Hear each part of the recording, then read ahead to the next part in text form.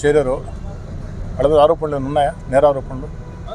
వేరే వాళ్ళు ఉన్నారు 54 మందిలో ఫోర్జరీ సంతకాలు ఉంటాయి కదా, అలాంటి వాళ్ళని ఎట్లా పార్టీ స్వీకరిస్తుందా, దూరంగా పెడతారు? ఖచ్చితంగా ఫోర్జరీ కేసుతో సంబంధం ఎవరికైతే ఉందో వారిని చేర్చుకునే పనే లేదు. ఎందుకని చెప్తున్నానంటే ఆ ఫోర్జరీ కేసు మామూలు ఫోర్జరీ కేసు కాదు. భారతదేశంలో స్వాతంత్రం వచ్చిన తర్వాత ఎప్పుడూ ఎక్కడా జరగల. ఐఏఎస్ అధికారుల సంతకాలు ఫోర్జరీ చేశారు.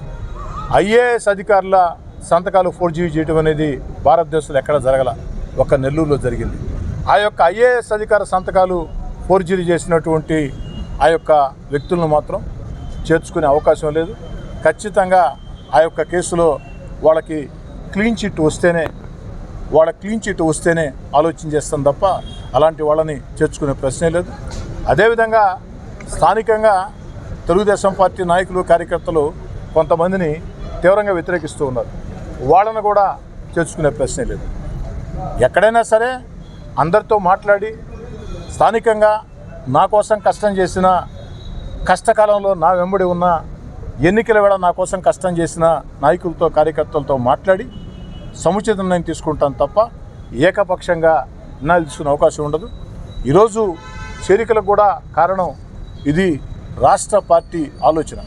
ఈరోజు కుప్పంలో చంద్రబాబు నాయుడు గారి సొంత నియోజకవర్గం, లేదా విశాఖపట్నం, లేదా ఏలూరు, లేదా మాచర్ల, ఇలాంటి ప్రాంతాల్లో కూడా వైఎస్ఆర్ కాంగ్రెస్ పార్టీ నాయకులు అటు చైర్మన్లు కావచ్చు, కౌన్సిలర్లు కావచ్చు, ఆ పార్టీలో ఇమడలేం, మేము వచ్చి నిక్కచ్చిగా తెలుగుదేశం పార్టీలో పనిచేస్తామన్న చోట అందరిని ఆహ్వానిస్తూ ఉన్నాం.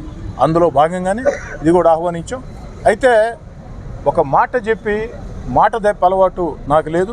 మళ్ళీ చెప్తూ ఉన్నా, కష్టకాలంలో నా కోసం పనిచేసిన తెలుగుదేశం పార్టీ నాయకుల, కార్యకర్తల గౌరవాన్ని కాపాడుతాం. అదే రీతిలో నన్ను నమ్మి, నా మాట నమ్మి తెలుగుదేశం పార్టీలో ఈరోజు చేరిన వైఎస్ఆర్ కాంగ్రెస్ పార్టీ కార్పొరేటర్ల, నాయకుల, కార్యకర్తల గౌరవాన్ని కూడా కాపాడుతాం. మరెన్నో వీడియోల కోసం మా ఛానల్ ని సబ్స్క్రైబ్ చేసుకుని పక్కనే ఉన్న బెల్ ఐకాన్ ని క్లిక్ చేసి యాక్టివేట్ చేసుకోండి.